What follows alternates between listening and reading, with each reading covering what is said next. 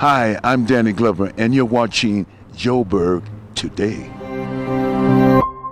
Peter Ndoro has a sit-down with the CEO of the South African Qualifications Authority, Nadia Starr, to have a conversation around SAQA, the NQF, and how the two merge together. This is For the Record. Nadia Starr, thanks so much indeed for joining us. Welcome to the program. Thank you very much, Peter. I'm so happy to be here. So let's clear some things up. I mean, you know, our viewers have heard of NQF, SAQA, South African Qualification Authority, National Qualification Framework. What does it all mean, and how do these two work together? The South African Qualifications Authority is a statutory entity. We're a public entity established by an Act of Parliament, and our core mandate is to develop the National Qualifications Framework. So the National Qualifications Framework, the NQF, is really essentially a democratic tool. It's a system for registering, classifying and recognizing qualifications. And importantly, it's a national tool so that, you know, we're able to recognize, categorize qualifications nationally, really no matter where you're learning or educated. All right, you've, I guess, partly answered my next bit, is why the NQF is important, and what has it done? Because, 2008, I think, this is where the NQF Act came into being, isn't it? So take us through what it's been able to achieve over time and why it's important. Sure. So the National Qualifications Framework was actually established in 1998. On the back of the NQF Act. We've recently changed in 2008 to the NQF Act. Originally it was the SAQA Act, yeah. Apologies. But since 1998, the National Qualifications Framework has been a significant democratic tool. The reasons why it's important, I think firstly is it was the first unified education system that South Africa got. It was 2008 to the NQF Act. Originally it was the SAQA Act, yeah. Apologies. But since 1998, the National Qualifications Framework has been a significant democratic tool. The reasons why it's important, I think firstly is it was the first unified education system that South Africa got. It was one of the first democratic policy instruments, and it brought together, as we know, a very disparate education system where classes and races were kept out systematically. So the NQF is the system that we have that allows everybody to really understand and access national quality education. But more than that, the NQF for me is a communication device. It allows hopefully people on the street, but also policymakers and other role players in education to understand how we relate to one another. So we're able, for instance, because the NQF is a theoretical ladder from level 1 to 10. At 4, you've got your senior certificate, your matric. At level 7, you've got your bachelor's. At level 10, you've got your PhDs. Because we have these logics, we're able to communicate quite easily. If you're coming out of school, it means you can go into university because we understand that the NQF allows us those levels and those progressions. And then I think, you know, the further reason why the NQF is so important, it also allows that communication or that translation internationally. We are one of, I think, 140 countries. About 80% of the world has qualifications frameworks. And so having a national qualifications framework allows our country and our qualifications to quite seamlessly communicate with foreign qualifications. And how does it compare to how other countries do it? Look, no instrument is perfect, right? And so there have been challenges, and I think internationally qualifications frameworks have been challenged.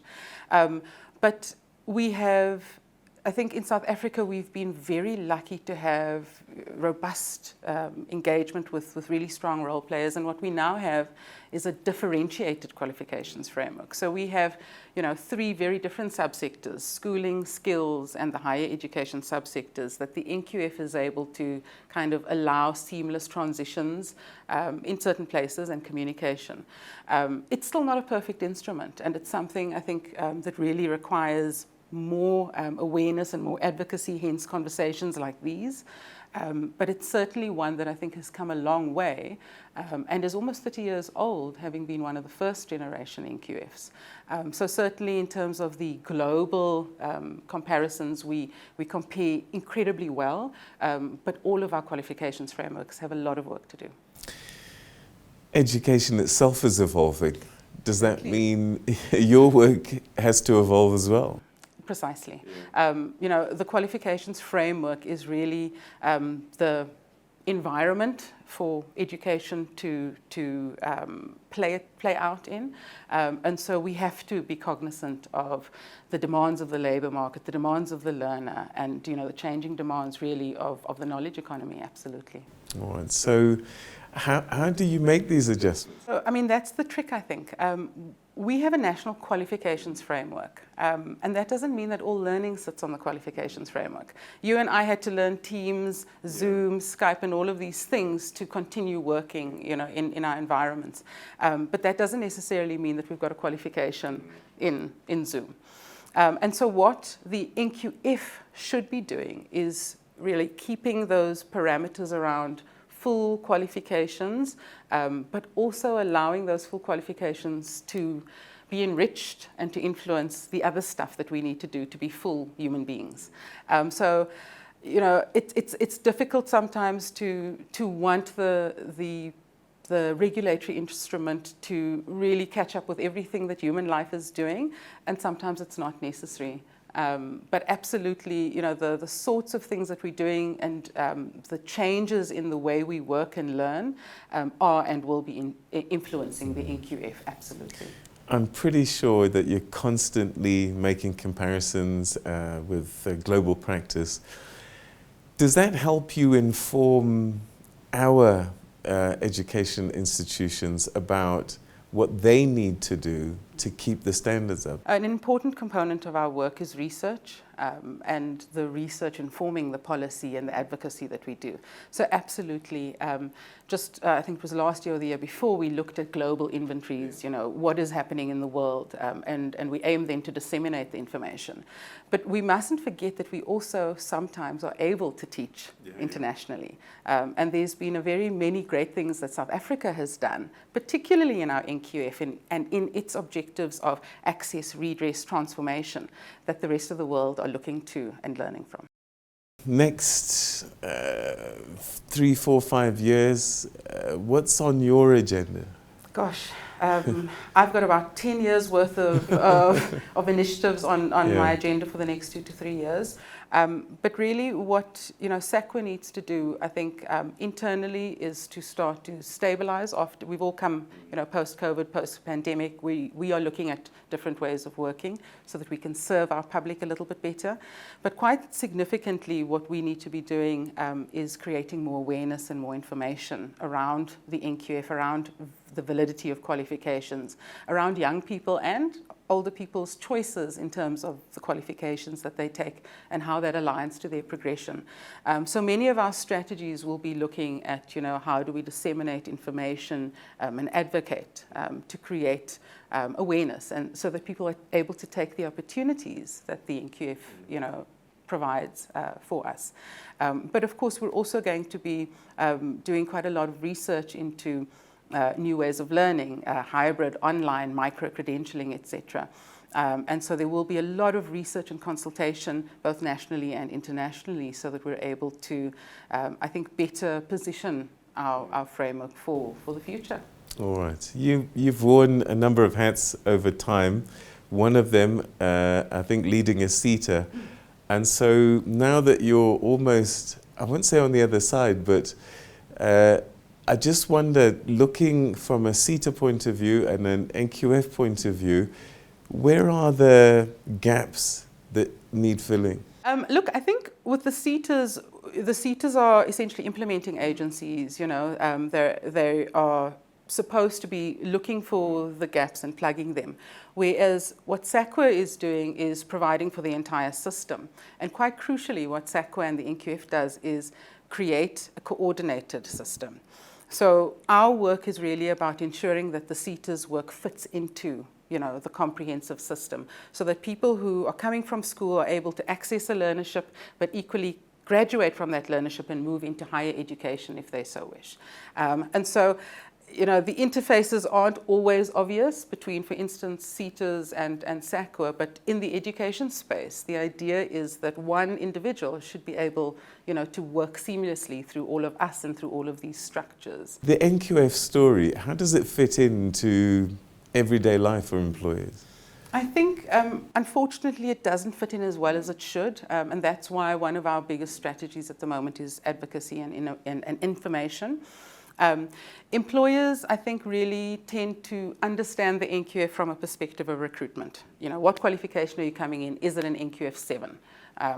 And what we would like to start seeing is a more owned space with employers. We certainly have seen positive strides with both universities, but also the Quality Council for Trades and Occupations, who have brought employers into their spaces of curriculum development. And in my previous life, that was one of my specific functions, having the voice of the employer in the curriculum development process, so that the graduate at the end is in fact work ready. Education system, changing curriculum takes time, whereas the real world is moving at lightning speed. How do we put all of this together? One of the things that SAQA has been doing, and we continue to do, is work with, in fact, we're currently working with the Higher Education Reform Expert South Africa through a project by FENSA, which looks at the work integrated learning policy. And really what that is doing is saying, within the curricula, how are we creating opportunities for young people or people in education to be exposed to the workplace, so that they're able to get some level of what the employers really need. These are about building relationships and building systems around the students to enable them to get every facet of what they need really to enter the workplace. But as I say, it's an ongoing job, and it really requires some effort from all role players. It's been a long journey. 1998, SAQA Act, 2008, NQF Act. Is this the model, do you think, still, that works to do the work that you do? Or do you think it might need to be looked at again? I think renewal and review is always important. And even if we don't aim to change, one should introspect, review, and have a look. So absolutely, we need to review, particularly because we don't know what the next 10 years might look like and might demand of us. And I think we'll be continually reviewing. But I do think that some of the fundamental principles that the NQF itself is built on, access, redress, mobility, progression, integration, those are not things that are going to go away. Nadia Starr, it's been a pleasure talking to you, and thanks so much indeed for unpacking this SAQA NQF story for us and why it's so important. Thanks for your time. Thank you very much.